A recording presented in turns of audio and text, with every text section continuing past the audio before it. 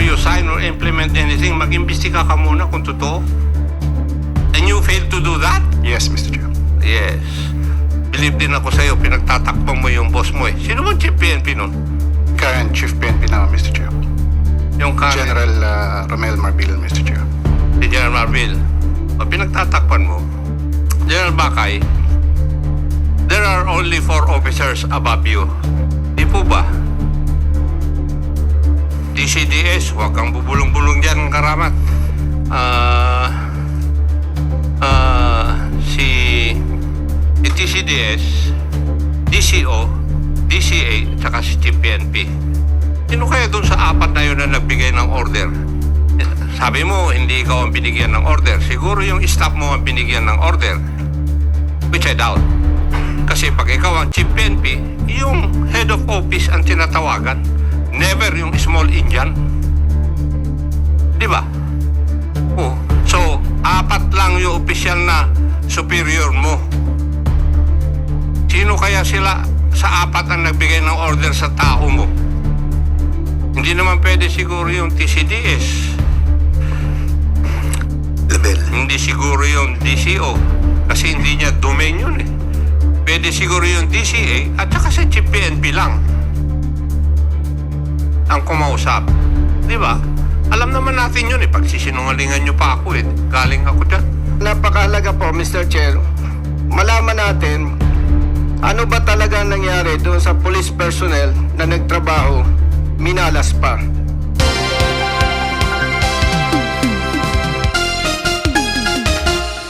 Congressman Busita, you have the floor right now. Thank you, Mr. Chair. Mr. Chair, during the last hearing, nabanggit po ni ASEC PAOK, General Cruz, na sa likod po ng illegal POGOs, merong kidnappings, killings, torture, prostitutions, love scam, and etc. And Mr. Chair, katulad po ng illegal gamblings, other illegal gamblings, illegal drugs, bawal naman talaga yan, pero nahihirapan po yung ating law enforcement units para dito. Ang kagandahan lang po ngayon, Mr. Chair, may pronouncement ng ating Pangulo para sa total ban ng POGOs. Meaning, parang nakikita po natin wala nang dapat ikatakot yung ating law enforcement personnel para labanan itong illegal o itong POGOs. However, Mr. Chair, during the last hearing also, we found out na may mga police personnel ang CIDG na nag-operate, positive ang resulta, nagsampa sila ng kaso. So mahina na ang kaso ngayon dahil pinagsisibak, pinagtatapon yung mga operatiba kung saan-saang lugar, kung saan-saang reassignment. And Mr. Chair, kung hindi natin ito bibigyan ng special attention, though may pronouncement ang ating Pangulo, itong banning ng POGOs, parang mapapahalin tulad ito sa mga illegal drugs and other illegal gamblings. Parang yung mga tinatawag. Kaya napakahalaga po, Mr. Chair, malaman natin ano ba talaga nangyari doon sa police personnel na nagtrabaho, minalas pa. Mr. Chair, with respect to General Karamat, then CIDG Director, meron po tayong kopya dito. Termination of designation of Police Colonel Buyakaw. Siya po ang dating Regional Chief ng RFU NCR, CIDG.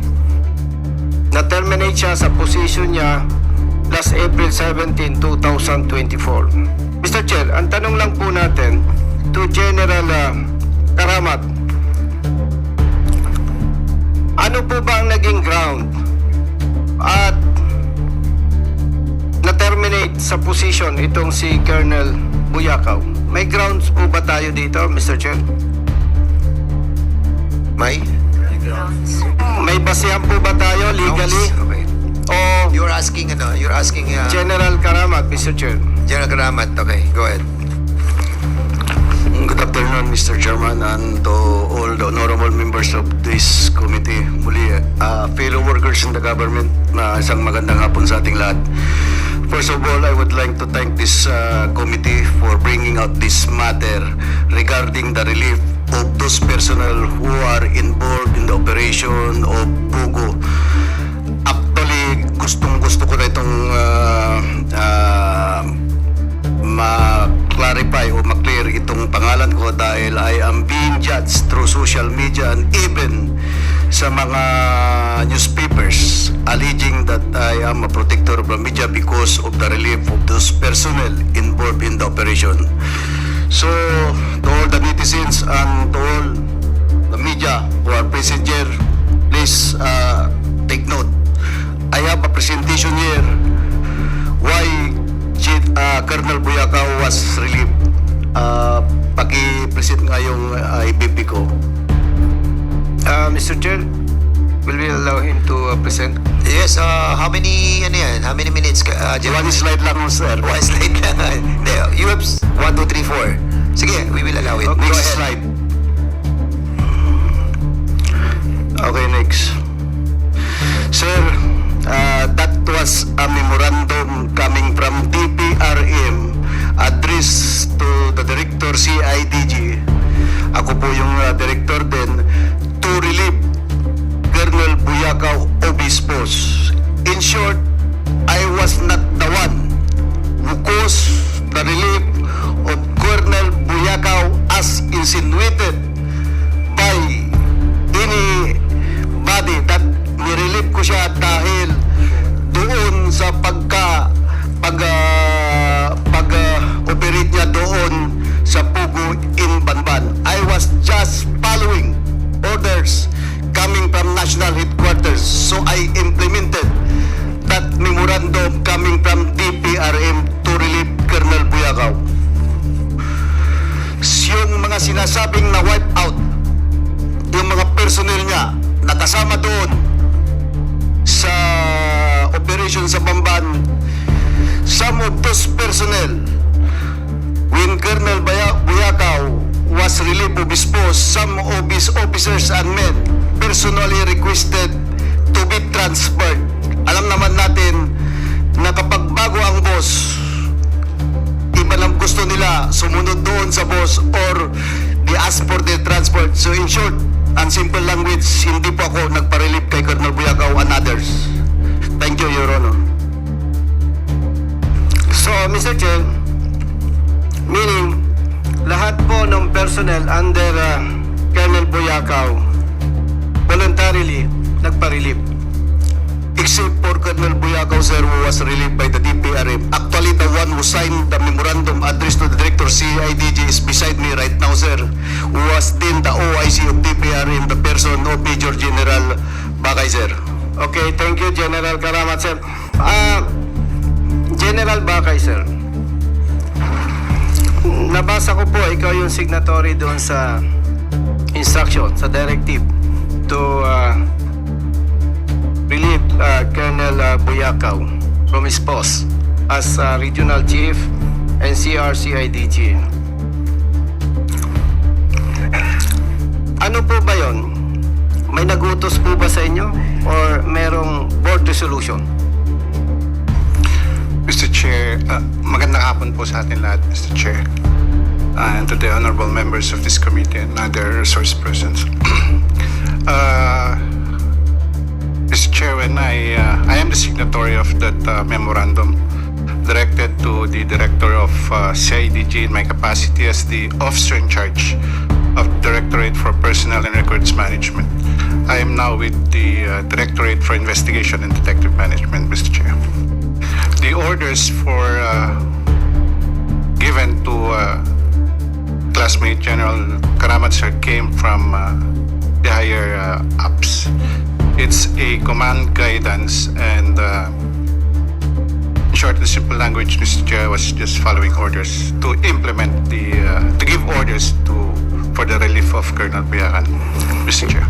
In other words, Mr. Chair, naglabas ng memorandum si General Bakay, then assigned DPRM in compliance with the instruction of another senior officer. Am I right, General Bakay?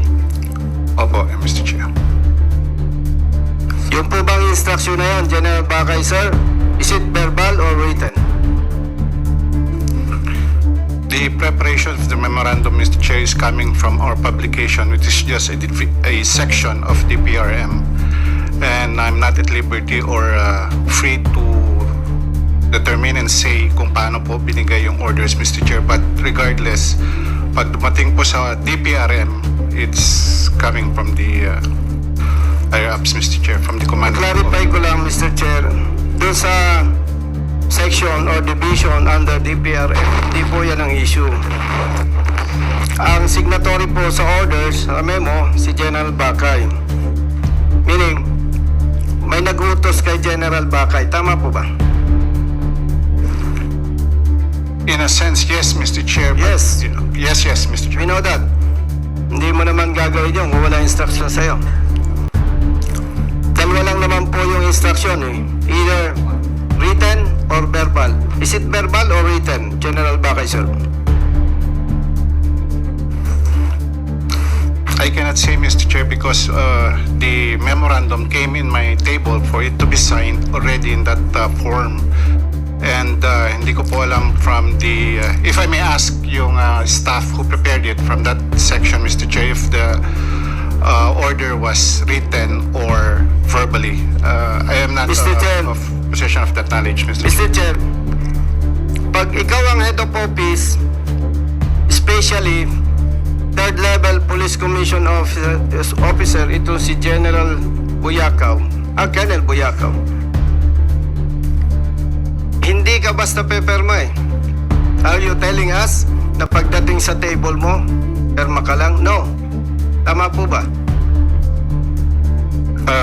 It is assumed, Mr. Chair, when these types of orders are given to DPRM, Mr. Chair. it is Mr. passed Chair. through the command group. Okay, The Congressman, person is not answering the question Yes. of the Honorable Busita appropriately. Yes, Mr. Chair. we will be reminding the resource speaker to answer directly the question. Kasi ang tanong naman po ay napaka-simple lang, and even our members who are here can answer it directly. So, be truthful, General Bakay, please. Please reply to the query of Congressman Busita. Ano po ba yung instruction? Direct sa'yo or dumaan sa staff po ninyo? Dumaan po sa staff namin, Okay, Mr. Chair. Mr. Chair, nandiyan po ba yung concerned staff? Not present, Mr. Chair. Sino po yon? General Bakay, sir? From our publication section, Mr. Chair, who prepares the memo brings it to me for signature, Mr. Chair. Okay, Mr. Chair, dahil wala po yung concerned staff ni General Bakay, and sayang naman yung oras natin, you, as the head of office, ikaw po ba basta pumirma lang? Doon sa sinasabi mo po ninyong directive? Eh, ano po yan eh, senior officer yan? Third level commission officer? Na hindi naman po ma-promote yan without the approval of the President. Kung yan po ay patrolman, pwede siguro. General Bakay, sir. Indeed, sir, but there are also instances where orders are given, even verbally, and all the PRM have to do is issue it, Mr. Chair. So, gusto po ba ninyong sabihin na hindi ka nagtanong, pumirma ka lang? Yes, Mr. Chair. So, kung pumirma ka lang po, ibig po ba sabihin, wala kang ginawa? O alamin mo kung sino po ang nag-utos? Mr. Chair, when the memorandum came to me, I assumed that it came from our higher-ups, Mr. Chair, Mr. because Chair. none of this... Okay, will you allow Congressman Acop to interject? Yes, Mr. Chair, kailangan ko ng backup na general. Okay, before I recognize General Acop, mayroon lang akong maliit na, General Acop, ito lang sasabihin ko, I still cannot comprehend that after a successful operation of those personnel, and after a week, marerelieve sila. And it's still lingering in my mind why. And now it's becoming clear and clearer. Congressman Chairman Acop, you have the floor. Thank you, Mr. Chair. Gerald Bakay, you are a classmate of Gerald Karamat, di po ba? Opo, Mr. Chair. At pwede naman siyang nakipag-usap sa iyo para mag-issue ka ng order. Tama rin po ba?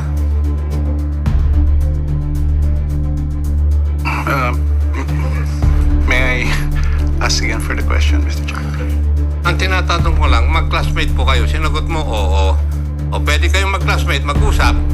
Pwedeng mag-request si General Karamat sa iyo, pakitransfer mo nga itong si Colonel Buyakaw or whoever he is. Di po ba? Pwede yun? Pwede po, Mr. Chair. Pwede. Pero pag tinanong ko yun, kung nangyari, sabi mo hindi nangyari. Tama? Yes, Mr. Chair. Yes. Now, you are the OIC of DPRM. And as such, you're not the permanent director of that directorial staff. And therefore, you must be more meticulous dahil ikaw ay OIC lamang. Would that be correct? Correct, Mr. Chair. Yes. Pero in this instance, hindi ka naging meticulous. Alam natin na sa PNP, orders are given by higher authorities. Correct si Honorable Busita, verbally and with a document. In this case, sabi mo, may dokumento. Anong sagot mo kay Honorable Busita? Was the order given verbally or documented? Yes, Mr. Chair. When I was the OIC... Ano nga? Dalawa lang papipilian mo eh. Paiwas ka kagad eh. Do not be a lawyer here. Alam kong abogado ka eh. Pero ang tanong ko lang sa iyo, ano, verbal o written yung order na binigay sa iyo for you to issue orders to transfer Colonel Buyakaw? The order did not came from... I did not receive any order, Mr. Chair. Eh, why did you sign it? OIC ka. Yes. Bakit hindi ka ba dapat nagtanong? Pwede kang pakainan ng pipirman mo, death sentence mo. Yes, Mr. Chair. I am... Turo sa kanyan, di ba? Sa law school. Yes, Mr. Chair. Before you sign or implement anything, mag-imbestiga ka muna kung totoo. And you failed to do that? Yes, Mr. Chair. Yes. Believe din ako sa'yo, pinagtatakbong mo yung boss mo eh. Sino ba chief PNP nun? The current Chief PNP now, Mr. Chair. Yung current, General Romel Marbil, Mr. Chair. si General Marvil. O pinagtatakpan mo. O naman, no? At tagal natin sa serbisyo, pinagbubulan mo pa ako. Thank you, Mr. Chair. Wala tayong quorum eh. Yeah, okay. Mr. Chair, to continue with all... You're not yet done. Yes, Mr. Chair. Okay, I thought you're done. Hindi pa ako tapos, Mr. Chair. Okay, sige, go ahead. Mr. Chair, parang tama po yung I agree with Honorable Chairman ako. Pero parang bitin eh. Mr. Chair, pwede po ba ma-invite natin? By the way, General Bakay, sir, sino po ba yung concerned staff mo do sa publication?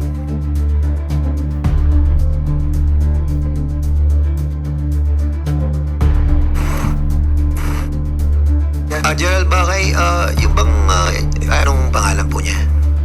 May we be allowed to Yes, research, Mr. Chair? Ano lang naman yung staff niyo lang na nag-prepare ng documents. We're asking just for the name. Yeah. Are you asking that the name of that person? Yes, Mr. Chair, yung head or chief of publication. Please reply. I think hindi naman mahirap sa nasagutin nyo na General Bakay. By the way, Mr. Chair, while waiting, gusto ko lang iklaro yung pangalan ni General Karamat, Mr. Chair. Sige, go ahead. General Karamat. So, malinaw pala na may instruction, written instruction, directive si General Karamat. So, yung iniisip ng publiko na si General Karamat ang protector ng illegal POGOs, it's very clear na kung ganon, hindi niya sisibakin yung mga bata kung bata niya yon. Unfortunately, Mr. Chair, may directive eh, may memo. So, mabuti pala, General Karamat, napag-usapan to. Actually, alam ko yung background mo, okay naman eh. Especially yung iyong wife. No? You want to say something, Congressman Paduano? And, you were whispering, and I can hear the sound of your voice in my left ear. Baka masasagot na Wait.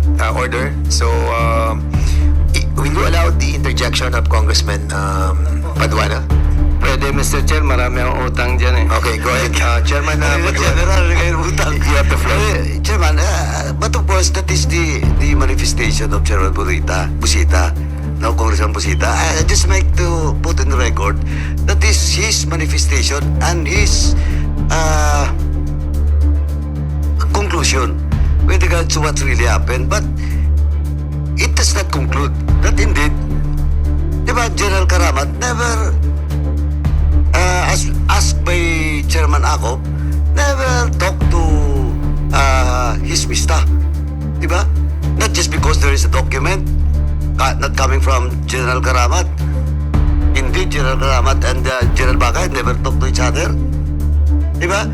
Mas ang ano dito, the presence of that person in which sabi ni General Bakay kanina, prepares the document.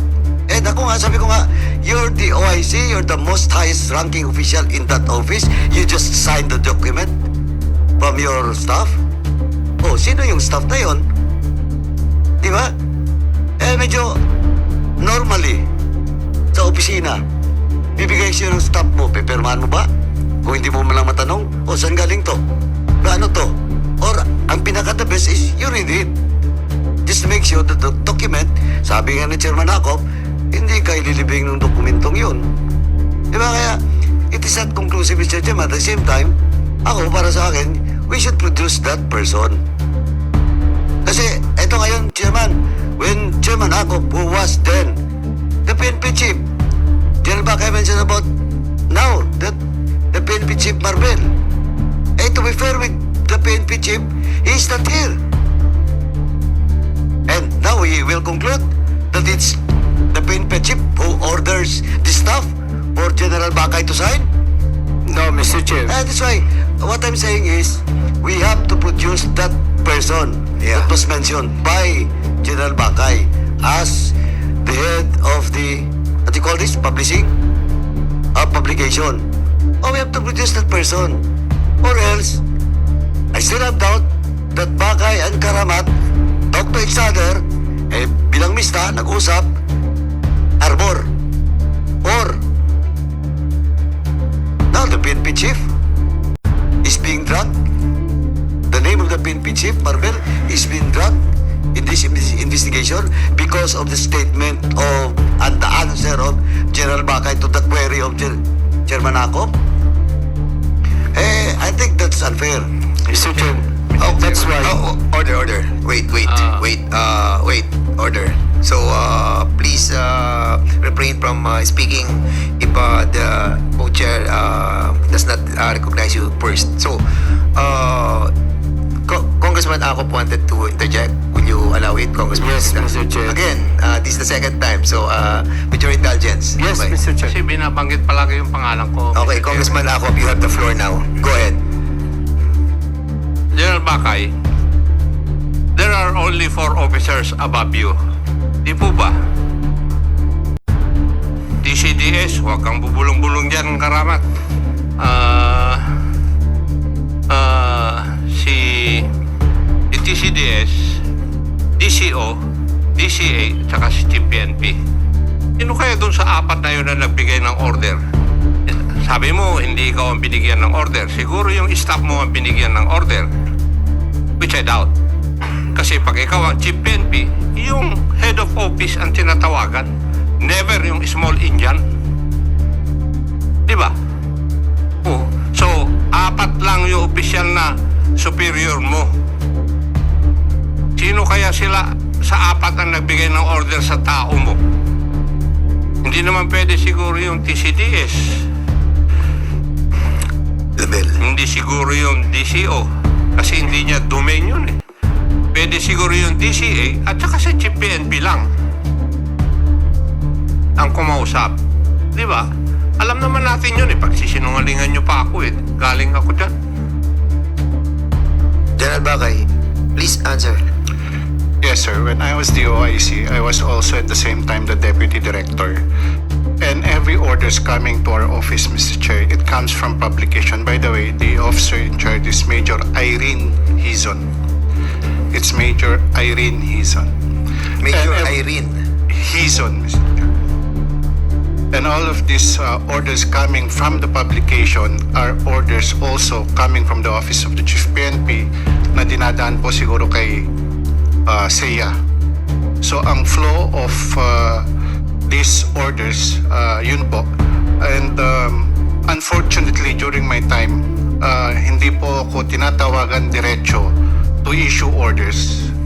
I was the OIC only for about less than a month, Mr. Chair, because nag-retire yung director mismo and hindi pa nakapag-apply. I was the OIC only for 2 weeks. So hindi ko po na-experience yung ako po tinawagan mismo ni Chief PNP to implement orders. And in this case of the CIDG, nakarating na lang po sa table ko ang memorandum directing the director of CIDG to relieve Colonel Buyakan, which I did sign. Hindi na po ako nagtanong, Mr. Chair. So in that case, we will be inviting the SEA and Mayor Irene Hizon. Major, yes, I said Major. Major Irene Hizon and the SEA. Okay, sino head ng SEA?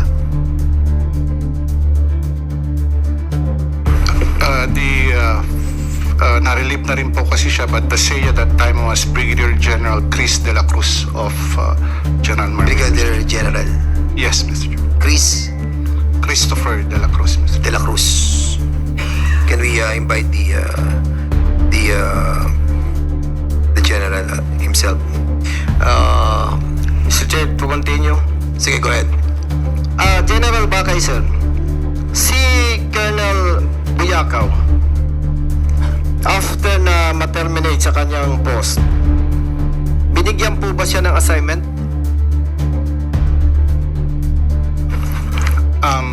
With your indulgence, Mr. Chair, can we refer to Major General Karamat kasi CIDG po yung unit na involved. Mr. Chair. Okay, General Karamat, sir, please. What again, Congressman Busita? Itinatanong po natin, Mr. Chair, kung after na ma-relieve si Colonel Buyakaw, binigyan po ba siya ng assignment? Okay, General Karamat, please answer. Thank you, Mr. Chairman. General Buyakaw was temporarily placed at Admin Holding Center at the CIDG habang naghahanap pa ng mababakanting position para sa kanya. But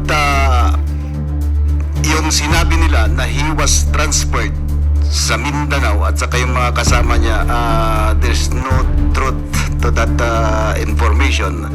Actually, General Buyakaw was at present is the regional chief of CIDG Region 3. Siguro yun yung wisdom ng mga command group natin, mga leaders natin, para ilagay doon para matutukan talaga itong pugo na dating inoperate niya sa Region 3. So I could not question the wisdom of the Chief PNP bakit na-relieve si General Buyakaw, pero yung nakita ko yun pala yung wisdom niya. Mr. Chair, i-clarify ko lang, nirelieve is it Colonel or General? Colonel Buyakaw, sir. Yes. Stand corrected, sir. Gusto ko lang ma-clarify, General Karamat, sir, na-relieve si Colonel Buyakaw, nilagay sa Admin Holding Center. In other words, floating status. Then, currently, siya ngayon ang Regional Chief ng CIDG Region 3. Tama po ba? Correct po, Your Honor. Kailan po siya inilagay doon? It was not my time already, sir, but Colonel Buyakaw conducted the raid on I think February, and he was relieved March. I conducted the raid at Bamban around March, and he was relieved after 1 month. After 1 month. For the information of this committee, General Buyakaw was relieved from his post because he did not meet the standard of the new leadership, the chief PNP, because General Karamat, sir, excuse po. yes, sir. Ang pinag-uusapan po dito yung immediate relief ni Colonel Buyakaw na hindi nga alam ni General Bakay Nagperma lang siya Kaya with all due respect, General Karamat, sir, wag niyo po ninyong i-justify. And Mr. Chair, there are more than 10 police personnel na kasama na relieve or na transfer sa iba't ibang assignments. So ito po ba pinili nila, General Karamat, sir? You're correct, Your Honor. Actually, I have a document here signed by the President Director of the CIDG explaining or the evidence why all this personnel was relieved. It's either they requested to be relieved or to be reassigned to another unit. So, duly signed by the President Director of the CIDG, sir. So, I will submit this document to prove na itong mga kasama doon sa mga nag-raid ay hindi nirelieve dahil doon sa pag-raid nila ng Pogo, Your Honor. General, can you kindly submit to this chairman the documents pertaining to the reason why they were relieved? Yes, Your Honor. Para for the information of the members of this committee. Mr. Chair, to follow up the statement of General Karamat, You have only 1 second. hindi naman 2 minutes. Nagagamit na si Thank you, Mr. Congressman Chair. Jojo Lara. General Karamat, sir, nakikita ko po sa iyo, ginajustify mo Pero, the question is, mahirap paniwalaan po Why? After 2 consecutive successful operations, sa halip na bigyan ng awards and commendations na pagsisibak o na transfer itong mga tao na to. Kaya po, pasensya, with all due respect, hindi po valid yung justification mo Bakit kadami naman ng matatransfer o masisibak, bakit sila pa after the operations? Ay alam natin na as per report, maganda yung kanilang operations. And kaya tayo, Mr. Chair, sincere dito, in line with the instruction of our President, itong banning ng Pogo, hindi ganun kadali na mapipigilan yan. At kung hindi ito mabigyan ng proper attention, Mr. Chair, matatakot na yung police personnel natin. Kaya po, dapat talaga, protection na natin ang mabubuti at mga responsableng police personnel, Mr. Chair. Yun lamang po. Maraming salamat. Okay, thank you so much. We will be going to the next. Before we proceed on that, I need to show something lang.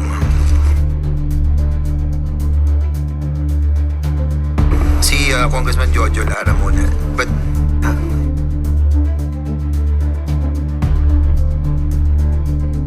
sa? No, so you want to I'm going there. After this para lang hindi lang maputol. Paki-ano nga yung para lang i-validate natin yung birth certificate para at least confirm na natin ngayon that Cassandra Lim Ong is a Chinese because they were able to get a yes. Can you kindly ayan na si Cassandra Catherine Cassandra Leong ay Chinese siya.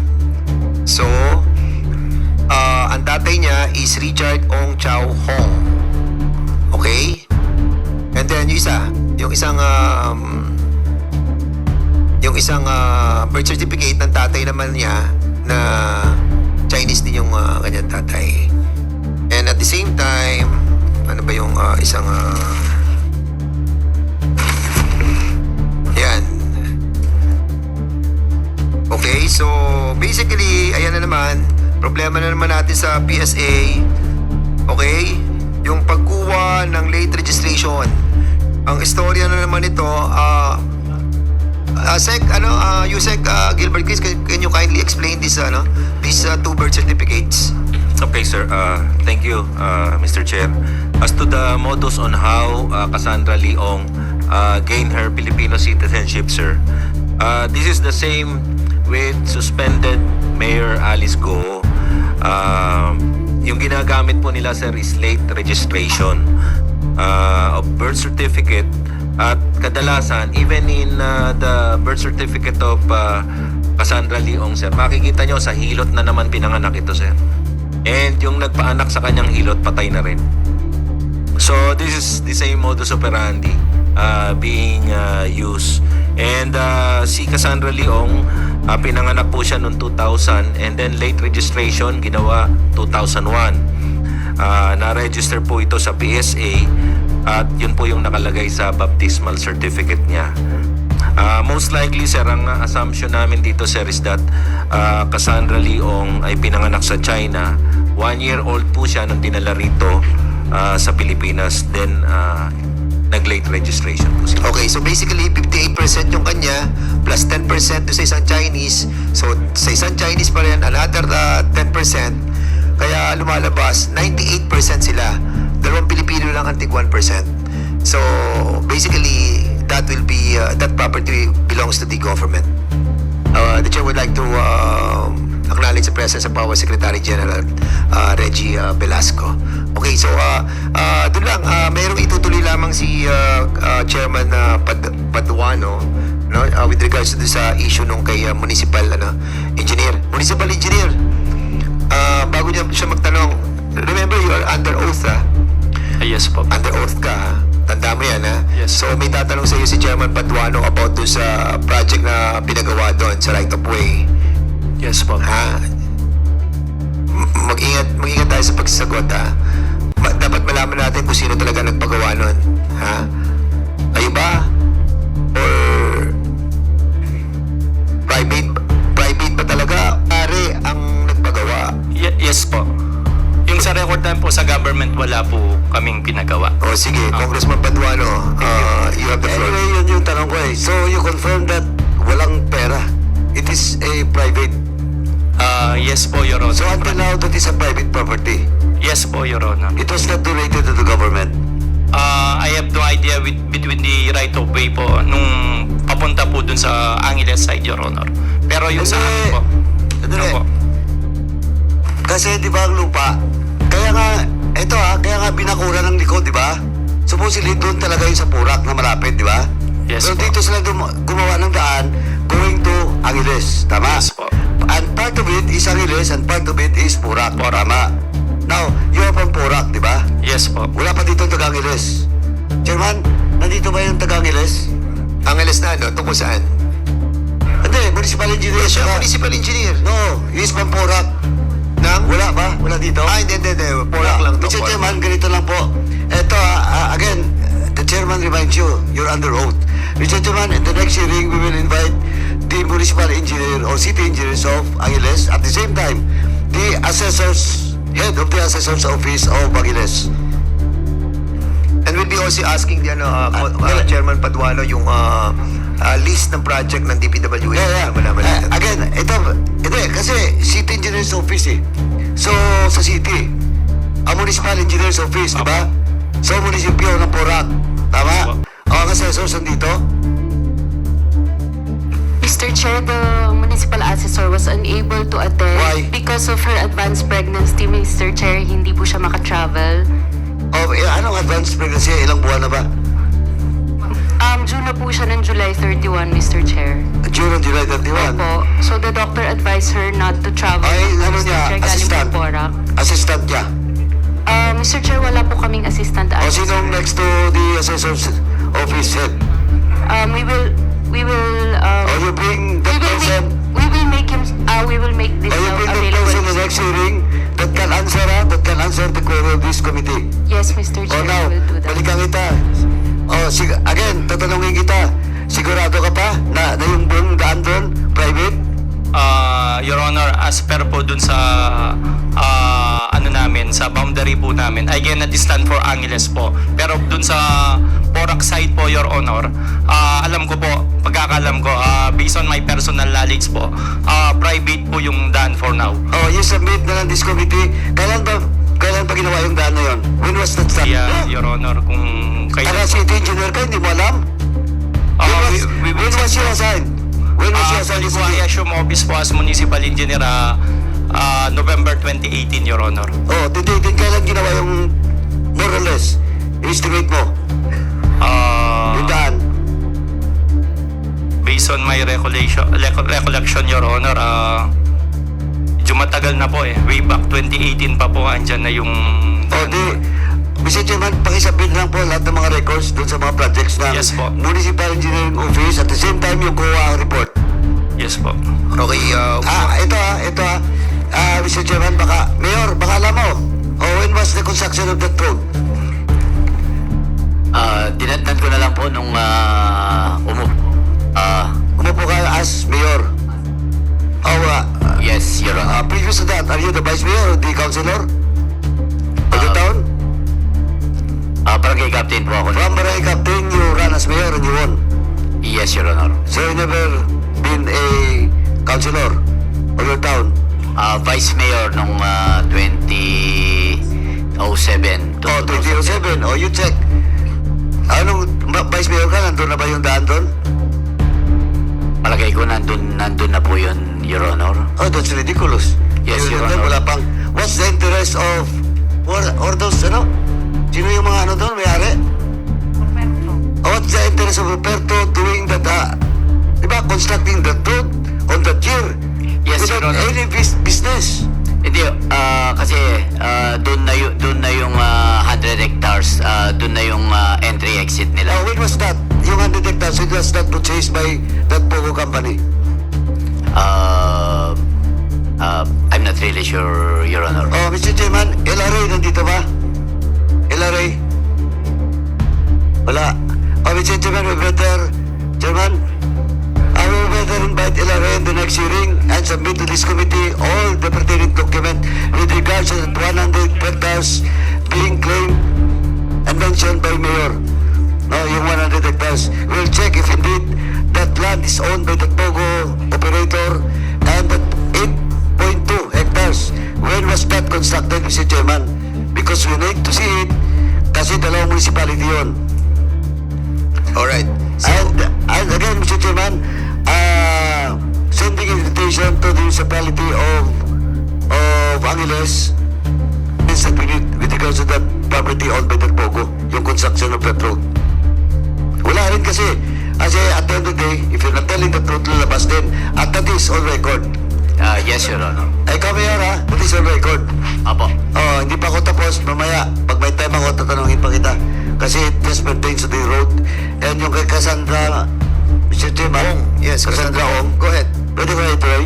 Yes, go Okay. ahead. So, Before you proceed, the chair would like to recognize the presence of the Deputy Speaker, J.J. Suarez, and the Chairman, Joboy Aquino, who are here. Thank you, sir, for being here. Go ahead, you can proceed, Congressman. anyway, Chairman Paduano. binuksan mo na rin po yung kay Cassandra Ong. Sir, you said, Paok, if I hear it correctly, may holdings na kayo kay Cassandra Ong. Tama po. Yes, sir. So Cassandra Ong is using 2 passports. Check, sir, I think. Oh, BID, if the TV is present, Mr. Chairman? Wala. Congressman Paduano, nakatingin na sa akin si Jojo Lara. Hindi.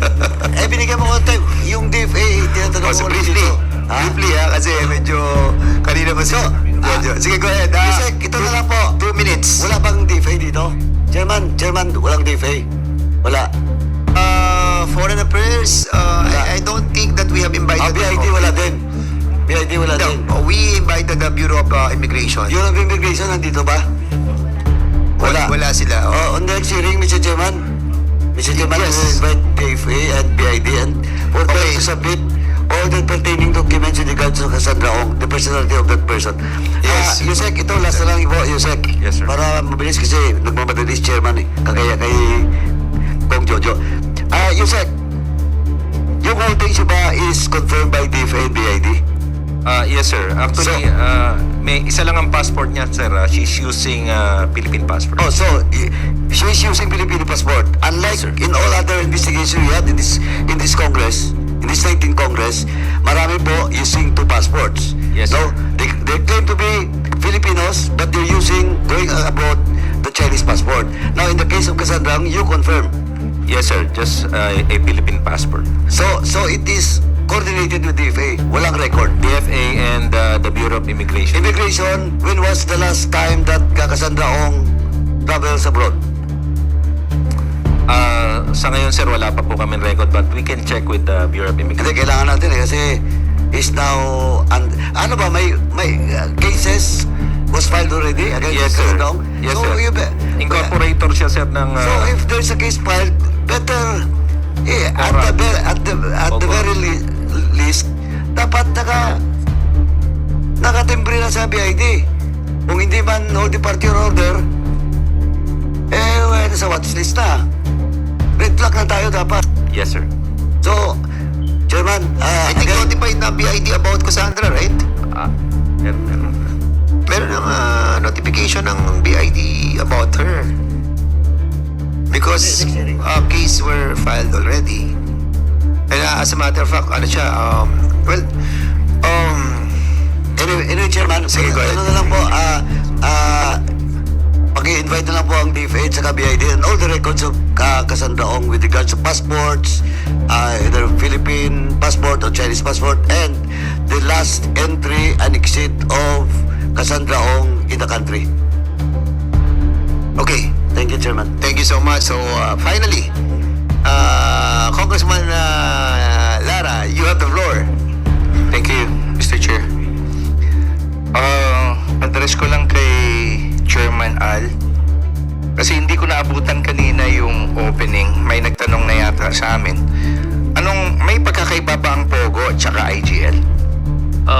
Actually po, yung Pogo po, panahon po nung previous administration at nagkaroon po kami nung nakita po namin na marami po doon sa 298 ay involved na nga sa iba't ibang uri ng mga criminal activities.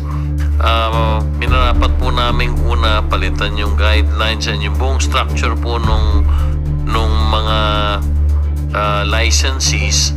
At dahil nga hindi na rin po maganda yung imahe ng Pogo, ang desisyon po namin para total cleansing po, palitan po yung Pogo into IGL or Internet Gaming Licenses po.